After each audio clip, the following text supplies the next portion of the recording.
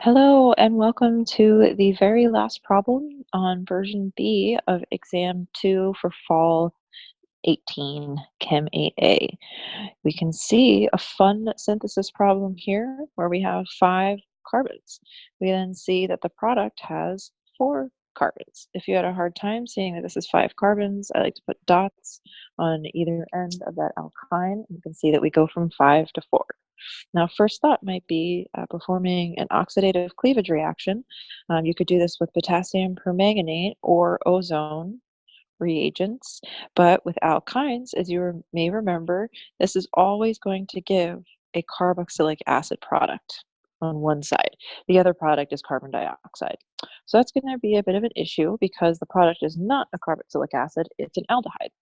What you should remember is that aldehydes are formed via oxidative cleavage of alkenes. So that must mean that we had to turn this alkyne into an alkene and then somehow turn the alkene by oxidative cleavage into the corresponding aldehyde. So this is still going to be a 5-carbon alkene.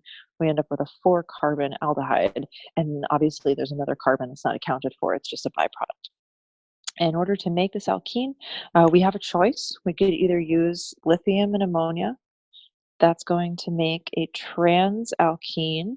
However, in this case, since this hydrogen or this carbon is non-isomerizable, this is no cis-trans, so we could either use lithium and ammonia, or we can use hydrogen with lithium or hydrogen with a Lindlar catalyst. Either one of those would get you to an alkene, and you don't have to add these 2 hydrogens there if you don't want.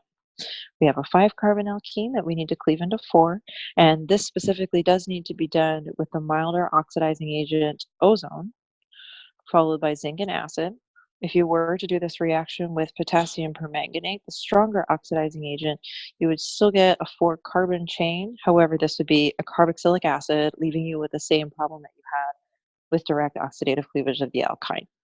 And that's it for exam 2. I hope you enjoyed, and thanks again for your time.